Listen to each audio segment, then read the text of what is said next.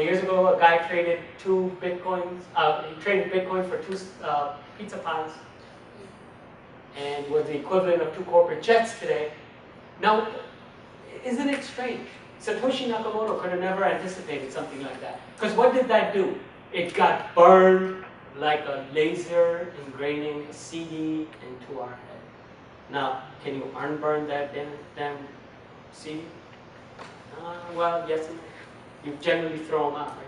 Wholesale threw them out. You didn't rewrite over it. So this kind of an example effectively turned Bitcoin into a store of value, a digital gold. So yes, the Lightning Network will help Bitcoin become faster for your transactions, but it generally became a digital gold. No one in their right mind would trade it. No one. If you had a Bitcoin and you're like, oh, I think I'm going to trade it, Jayden, I'm going to go the other way, I'd be like, I don't know about that. For you personally, I don't know, because you may want to hold on to it because its value increases and you'll be the beneficiary of it. So those type of very limited examples have burned into our head this concept that, oops, this may be beneficial in the long run and I'm not going to trade it. Well, that is something that this puppy figured out better in that sense. Only in that sense, okay? So don't think across the board. In the sense that when you trade out $1 for this, you are fine because you know tomorrow the dollar won't buy 5 of them. And you hope that it won't buy half of it. Although we know its value has gone down to 30 cents over the last 10, 15 years. So, but generally you have stability. That doesn't mean that we should continue operating under the system, but just recognize that something that just exponentially, consistently moves up on the scale of value cannot be a medium of exchange. I could be wrong, but if you follow that logic accordingly, then you realize that, yeah, that has some value, that it just can't become the medium of exchange.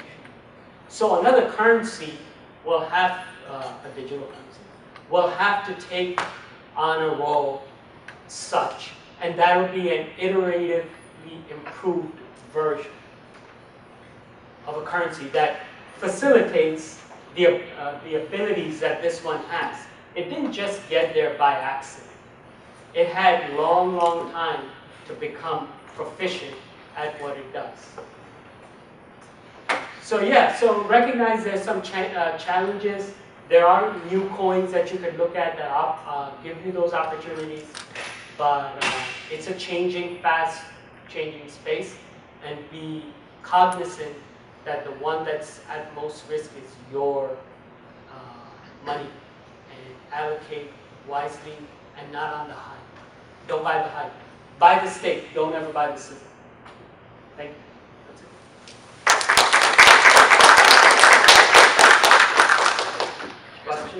Questions? No question, as you said, blockchain launched for decentralization, but as I know, some big banks or even central banks are launching their own blockchains. So why are they doing that? Is it themselves or just enforce their centralization? Yeah, I mean, so the question is why are central banks and regulatory agencies attempting it? Venezuela's attempting it, and like a lot of entities are attempting this. That's a knee-jerk reaction to say, okay, we can copy-paste this and call it our own and make it work. But by its very nature, any of these cryptos are designed to be decentralized, and if you have a centralized authority on top, it defeats the purpose. And like I said, we've all become smarter as time has gone by, so we can see right through it, and then we won't be proponents. You do realize that that piece of paper that you call the US dollar only has value because we all collectively assign it that value. Otherwise, it is just a piece of paper like on this Lucy. But we assign it value, and that's what gives it value. We all collectively have assigned. Bitcoin was at $60 when I got into it. When I saw it. But we assigned it a whole new value over time and consistently keep assigning new valuations to it. That's why it has value. It goes down in value, like anything else, like real estate. Can I hear your thoughts on what you think ICOs, like the regulations of ICOs, is going to look like in the future? Can you touch more on that? Yeah, so the ICO market is running up against the SEC and what the SEC has defined to protect. This may not be the best, thoughts, but the SEC is designed to protect mom and pop from rogue investment opportunities. That's why there's that system in place to control trading and control what types of investments can be classified as investments. So it's going to get hit with as much as possible, but right now they're not doing that because they're trying to understand it. But once they're able to understand and define it, they're going to be, it's a tough balancing act for regulatory agencies. I don't envy them because you don't want to stifle innovation either. I mean, you could stifle the internet because at one point the internet mostly had porn, I mean, there was no PayPal, there was no way to transact value on the internet. So should we shut it down because it's a place where filth is exchanged? No. So you have to strike a balance. So currently they're in that position of trying to strike a balance. So ICOs will be impacted. Now, do you want to be on the other side of that? That's what you have to think. You have to think, well, do I want to put my money down and wager that, yes, I'm going to be on the other side of this and ICO market will be just fine. So choose wisely. And definitely going back to this, choose, if you are going to invest, make sure you know the people involved somehow enough, more than just their blurb on their website. If they're local, fantastic. You're in New York, I mean, if you were in Kansas, then you'd be challenged, but you're not. So you have an opportunity to actually get to know some of the people that are involved. Always, you gotta do your homework. That just does not change across the board for anything. Cryptocurrency prices fluctuate quite frequently. Is it pure speculation or there are other factors? Cryptocurrency prices fluctuate for various reasons. It can be as simple as Bitcoin has whales, but all of these other coins can also have quote-unquote whales, somebody who's taking their position out or putting their position in. So that can gyrate the market, and as collectively as the crypto market, because individual stocks then ramp up to the main stock. So it's various factors that go into it. Regulatory, people get scared because of the regulations coming in, so that's going to gyrate it. So as many of those dynamics as you can think of are what's causing all of those gyrations. There just can't be one, just like the stock market. There can't be just one aspect. Now, also another point that I want to touch on, which defines crypto separately from what you find on the stock market. A lot of people, again, that copy and paste concept, is you'll see a lot of people, if you attend enough of these presentations, you'll notice people will put up financial charts and show you valuations and how much of that particular coin is out there.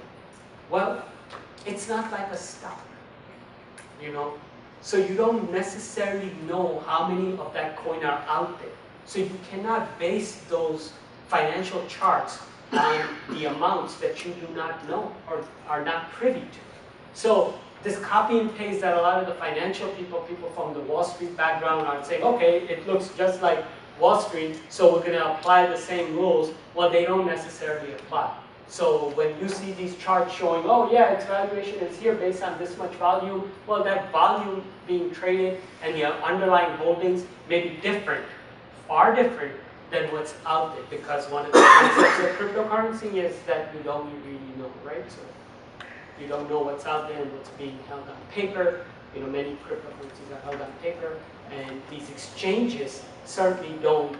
I don't know if they go around tracking each one to see how much was actually, you can follow the blockchain, but how many of those wound up on paper, and they need to account for all of that. So I know you're an expert in the field of mining, so how is the profitability like in mining? And can you touch on other things in mining?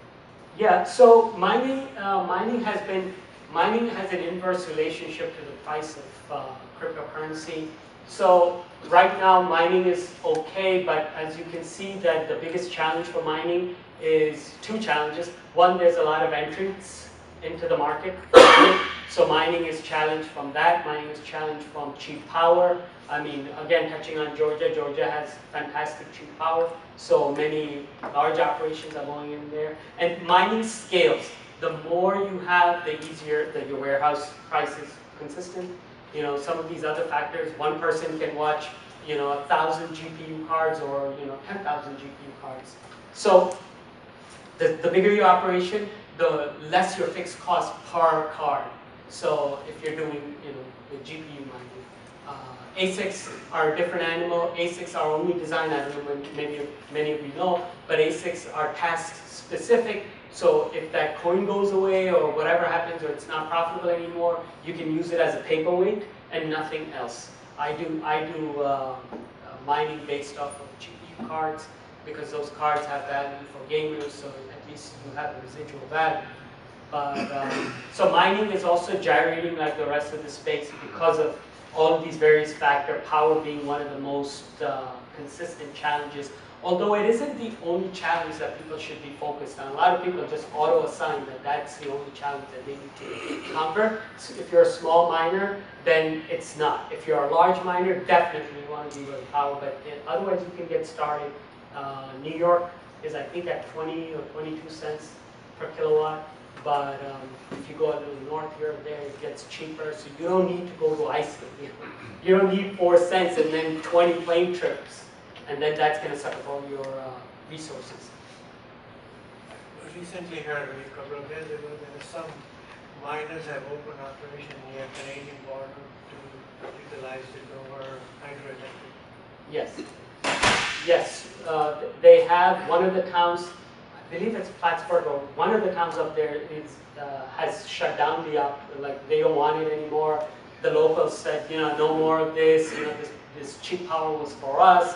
It's not going to get sucked up by all the miners, so there was a little bit of a reversion there. So many of the towns up there, because they have hydropower, are attracted to miners, and they wind up going up there. But see, again, that's another reason why if you ever think about going into mining, don't base it only on the power, because just to commute up to Plattsburgh or any of these places, that's going to suck up a lot of your time, gas, you know, car rental, whatever, airplane ticket. So if your cards are down, you're going to be going up back and forth. When you start doing all of that math, you realize, oh my God, maybe cheap power is not the only factor that's important. Yeah.